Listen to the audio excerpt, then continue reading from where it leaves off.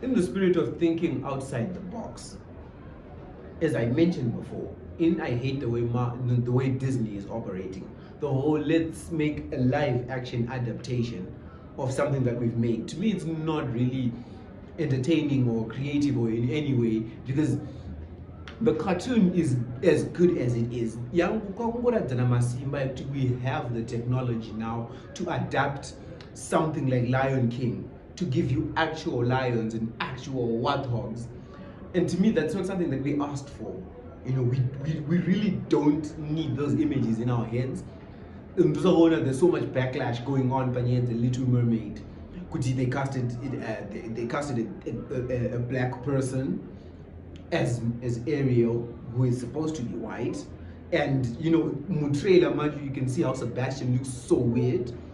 It seems we didn't ask for these things. I don't know why we're getting them. But anyways, so in the spirit of thinking outside the box, you then find we now have, we've always had book adaptations. We have game adaptations. We have, Tomb Raider. We have game adaptations like and the Super Mario Brothers. We have Sonic the Hedgehog. And now we have board game adaptations, right? The newest installment is Dungeons and Dragons. So, upon Dungeons and Dragons, I think the problem is that I don't want Super Mario. But Dungeons and Dragons. And I lost that fight. But I want Dungeons and Dragons. So I got in there, yes, okay, it's fine. It's okay. The comedy itself, it had a few laughs. Let me give them this. It had a few laughs, but the conversion rate was off. You'd find that a good conversion rate is out of 5 jokes that you make, at least 3 make me laugh, right? The other 2 make me smile, make me grin, make me chuckle. But now when you have a conversion rate, 1 out of the 5 jokes that are made there makes me laugh.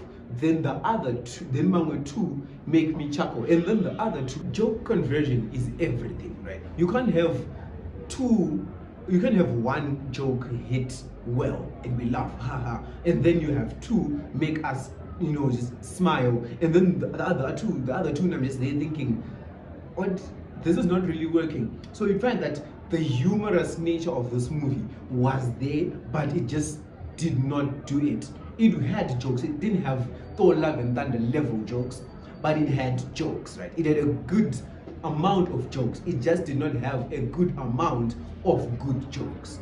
So you find that my characters, they're just bumbling around and doing their things, but then I never made any form of connection, because now the story itself, where this movie is coming from and what it's trying to support and what it's trying to do, is something that they never really conveyed to me on a ground. We are on the same page, because I'm just watching it, I'm just thinking, all right, it's fine, let me continue. And then the continuity of this movie is another thing that I had a problem with. What I expected them to do is to give me an adventure. I believe we're gonna check up on Google. It's fantasy, it's action, it's adventure. I did not feel the adventure element, because to me it was jump from this fight and then go to this point. What do we need? We need this helmet, jump to the exact place where the helmet is found. Running around Panjimbo Murukuda is not a journey. It's not an adventure, right? I can liken it to The Witcher. With The Witcher now, you'd find vosumuka kubva kufiyo, votanga kufamba on their horses, on their whatevers, and they travel. Mfesu kabad kaya kachiridza music kaya. They had a bard, Chris Pine angarimo, right? And he sang 1 song or 2, maybe 2, but 1. So you find I did not feel like it was an adventure. I did not feel the journey element. I just felt like they did not feel the lines they did not feel in between the places. Was to me, I wanted a thing to feel the interconnectedness of these events. So instead of just saying they need a helmet, they'll get a helmet. They need Ningi, they'll get Ningi. They need this one, they'll get Ningi. I wanted the in-betweener. I wanted to see them move from this point to this point such that I feel like it's one whole thing. Because just because you're trying to achieve this thing does not mean if you give us this big event now, this other big event now, this other big event now, it means all of these things are connected. These things could literally lead to different things without this context, and they missed that. They did not give me a context. In terms of casting, it was great casting, Wiser. With Regererai and then Reggae Sean Page, right? Him being in the film was a problem for me.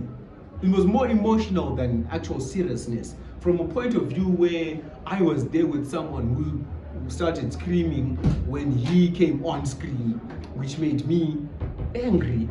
But that's besides the point. All right, I'm spiraling. What I'm trying to say is that the characters were varied. I've never played D&D, so I liked that, the fact that all of them had sort of like individualism, which was good.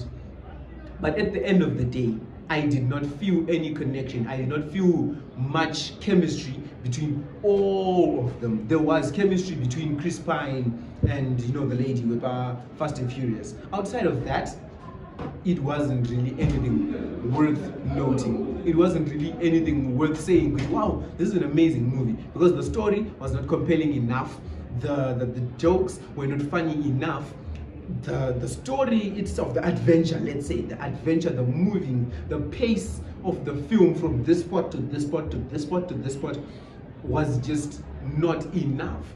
Basically, this movie went halfway and then just sort of missed the mark which it was supposed to hit to become a great movie. Gross all you want on cinema or whatever, gross all you want, highest grossing, biggest weekend, or do whatever, but they simply did not do enough for me. And I came out of this movie thinking we would definitely get a sequel, and we'll hopefully get a more developed story. Of course, there's not much development they can take, considering it's Dungeons and Dragons. It's the same thing with if they made a movie, Snakes and Ladders. What's new? What can they do in the world of Snakes and Ladders? Not much. Bring in an anaconda there, bring in a python there, nice ladder, maybe introduce an escalator, but there isn't much. But with Dungeons and Dragons, they have access to so many characters. But Big Bang Theory, I don't really know. But I support the idea. I support the idea of thinking in other terms, right? Make things like this. We need more of this. We need more of these divergent-minded movies, which are not just feeding into things that we already know, which are not just feeding into plot points that we've already come to know. Though this movie really did keep ticking all the boxes, guy who's not good at something, and then why is he now so good at this magic? Oh well, it's because we are left with 30 minutes in the movie. He has to be good at this thing. I mean, he can't stay bad at magic the entire movie, because we need him to magic us out of situations. So in the last 30 minutes, he definitely has to be good at magic. So then he is good at magic. No training, just confidence. What is it? Just watch a motivational video, boom, in Naruto, Harry Potter. That's what they did. So you find that character development all out the window, because this dude just put on a helmet, think, damn, I have to do this because this guy has to get his child back from this guy, and then poof, gun, he's great.